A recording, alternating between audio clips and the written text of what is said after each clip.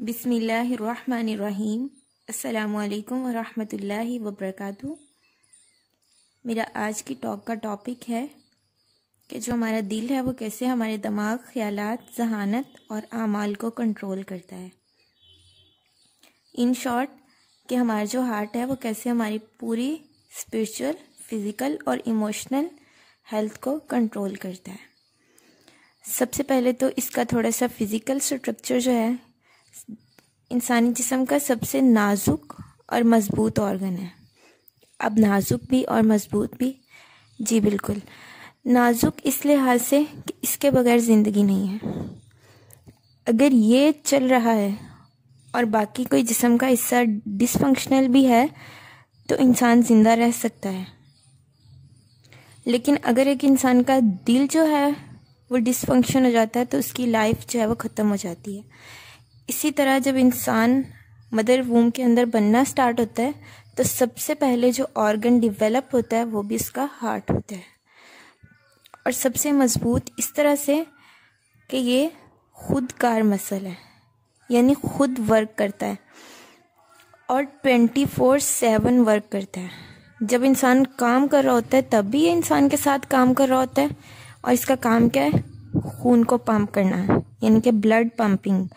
تو جب انسان اپنا ورک کر رہا ہوتا ہے تب تو یہ ورک کر ہی رہا ہوتا ہے، لیکن جب انسان ریسٹ بھی کر رہا ہوتا ہے تو اس وقت بھی یہ جو ہارٹ ہے یہ اپنا کام کر رہا ہوتا ہے۔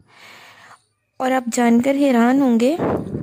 کہ جو ایک ایڈلٹ کا ہارٹ ہے وہ 30 سیکنڈز میں 1 گیلن خون پمپ کرتا ہے، اور جسم کے تقریباً 75 ٹریلین سیل دل کے ساتھ ڈائریکٹلی کنیکٹڈ ہوتے ہیں۔ اب یہی جو پوائنٹ ہے وہ میری ٹاک کا اصل روٹ سنٹینس ہے۔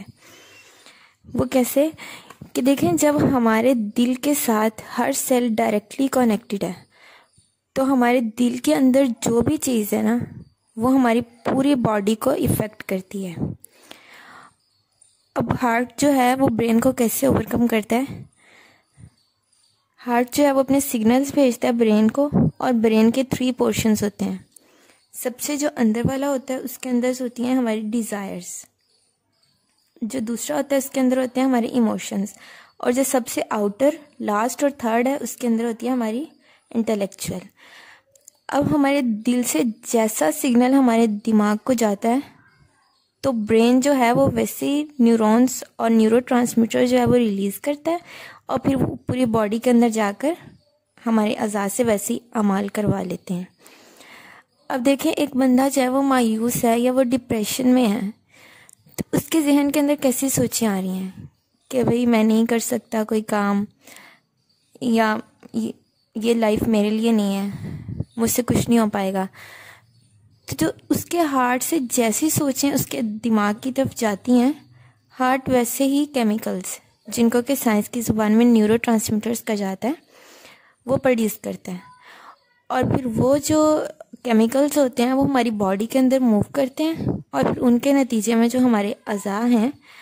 وہ ویسی ایکشن پرفارم کر دیتے ہیں۔ اور ہماری اسپریچول جو ہیلتھ ہے، جو میرا مین فوکس بھی ہے، اس کو ہمارا دل کیسے افیکٹ کرتا ہے۔ اب دیکھیں، ایک بندہ ہے، اس کا ایمانی لیول جو ہے وہ بہت ہائی ہے تو آپ کے دل سے پازیٹیو وائبس جو ہیں وہ برین تک جائیں گی، وہ انٹلیکٹ کو انہینس کریں گی، اور اسی طرح سے جو آپ کی ایموشنز ہیں ان کو کنٹرول کریں گی، اور جو آپ کی ڈیزائرز ہیں اگر تو وہ with in the boundary of شریعہ ہیں تو دماغ سگنل کیپچر کرے گا کہ ہاں جی بھی مجھے ان کو پورا کر لینا چاہیے۔ لیکن اگر ایسی کوئی خواہشات ہیں، ایسی کوئی ڈیزائرز ہیں جو with in the boundary of شریعہ نہیں ہیں، تو کیونکہ آپ کے دل سے ایمانی وائبس جا رہی ہیں تو جو برین ہے وہ اس چیز کو رسپونڈ کرے گا کہ ہاں یہ کام نہیں کرنا۔ تو اس طرح سے جو ہمارا ہارٹ ہے وہ ہمارے برین کو اوورکم کرتا ہے، یعنی کہ اس کو کنٹرول کرتا ہے۔ اور یہاں تک کہ انسان کے جتنے بھی معاملات ہوتے ہیں، خواہ وہ کسی بھی قسم کے ہوں، ان میں صرف 4% جو ہے وہ برین کا عمل ہوتا ہے، اور 96% جو ہمارے جتنے بھی اعمال ہیں، ہمارے جتنے بھی ایکشنز ہیں، ایموشنز ہیں، اور ہمارے جتنے بھی ایون دیٹ جیسچرز ہیں ان کو ہمارا ہارٹ کنٹرول کر رہا ہوتا ہے. تو ایک بہت ہی پیاری حدیث ہے جس کے ساتھ میں اپنی بات کا اختتام کروں گی، اور انشاءاللہ آپ کے دل سے سبحان اللہ نکلے گا، کیونکہ اللہ تعالیٰ نے فرمایا نبی صلی اللہ علیہ وسلم کے بارے میں وَمَا يَنْطِقُ عَنِ الْهَوَىٰ، وہ اپنی خواہش سے نہیں بولتے. تو نبی صلی اللہ علیہ وسلم نے آج سے 1450 سال پہلے یہ جو میں نے ساری کہانی آپ کو سنائی ہے اس کو صرف ایک حدیث میں بتا دیا، اور وہ حدیث ہے الا فی الجسد مضغۃ،